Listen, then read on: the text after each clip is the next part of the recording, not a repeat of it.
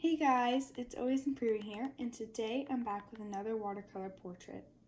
This watercolor portrait, I wanted to make it a little bit different. I wanted to try to make it looser and a bit more intuitive than super realistic. But as usual, I started with the skin tones. The only thing I changed, I kind of started with like desaturated shadows, and I added the skin tone in the shadow area, and I don't think that helped achieve my goal. I think I should have started almost how I normally do, just looser. So that was a little bit weird. I kind of wanted, what I was imagining when I started was doing it with a lot of the highlighted area with no color at all. So it would just be like white and then like shadows and some midtones. But I think that fell through, and I think I should have added a bit more midtones, and I think it ended up, at least in these beginning stages, having way too much contrast between the shadows and the light.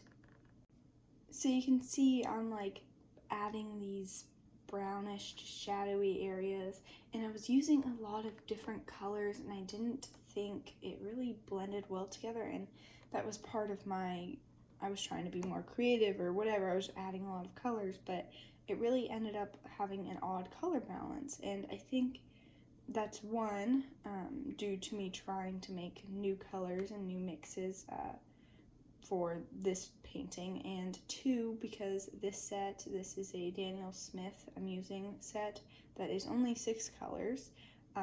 It's split primaries, so a cool and warm color of each of the 3 primaries, and I don't think I'm the best at color mixing still, so that's another reason I think that the color balance could have been off, is that I didn't have any pre-mixed colors, and I was really trying to make a illustration with just those 6, and I have done it in the past, but I wasn't super focused on making all the colors match together and be the same, and I think that negatively impacted how I felt and how this painting turned out in the end.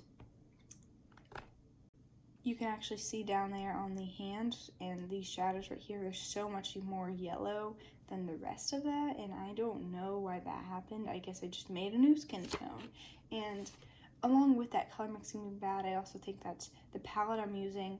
Once you don't have like a super large mixing area, and so I don't think I should have been using this. I shouldn't use these for watercolor specifically. I should get some palettes that I can use that have larger mixing areas for watercolors. And you can see I've already done the hair a bit ago, or not the final obviously, but a base coat at least of blue. And this was also part of the thing, like, oh, it's blue hair, it's gonna be a fun thing, it's gonna be interesting, whatever. But it really was just plain hair and a plain portrait, and I don't think that this concept was clear enough for me to really be creative with it and take it to the next level. So I don't know, it just it wasn't really working out for me, and at this point I really didn't like it very much, and I was just kind of building up shadows and trying to fix it.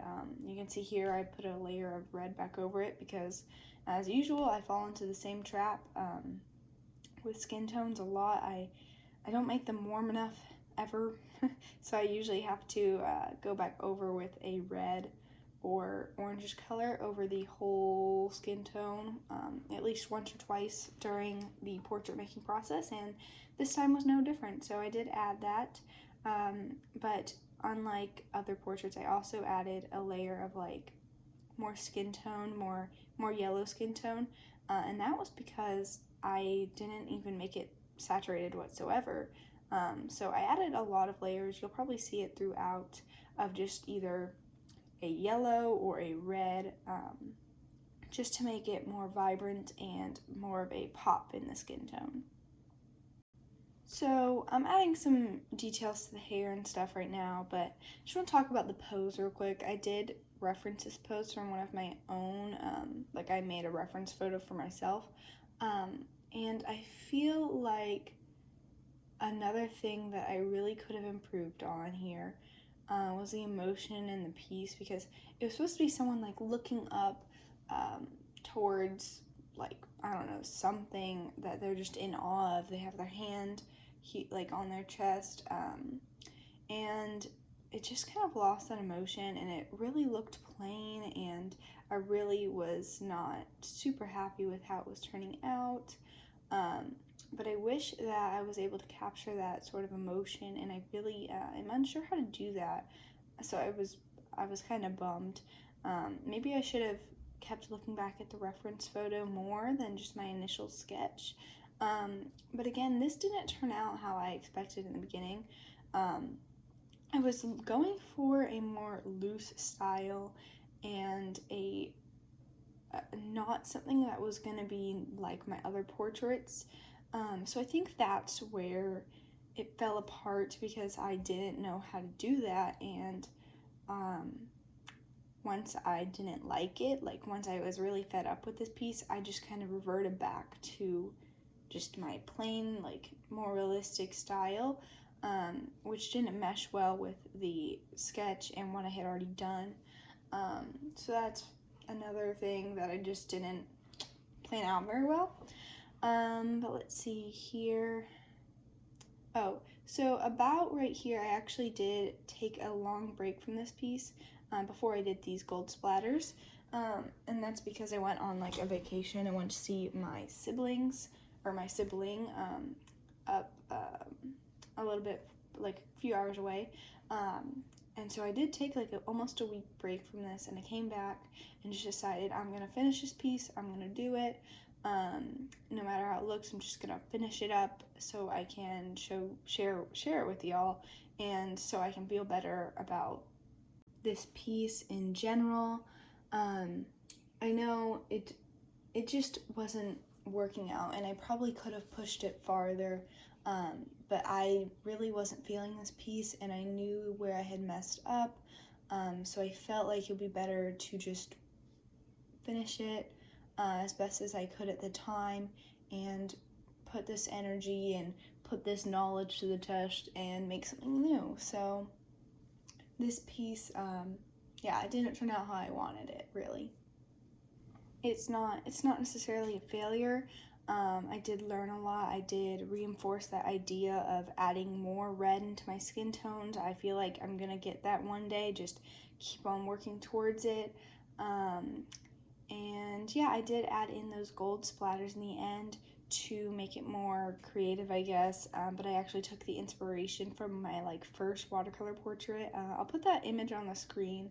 It was the first one that I ever really had done. I didn't do it with a reference or anything, but I thought it kind of matched in color themes, so I wanted to add those gold splatters in reference to that. But yeah, that was all for this. I just added a couple more details, like some highlights in the eyes and stuff, before calling it an end. Okay guys, I know this video wasn't the happiest toned or theme, but I still want to thank you all for watching, and hope you enjoyed seeing this piece develop at least a little bit. Even though I'm not super happy with it, it didn't turn out terrible. So yeah, thanks for watching.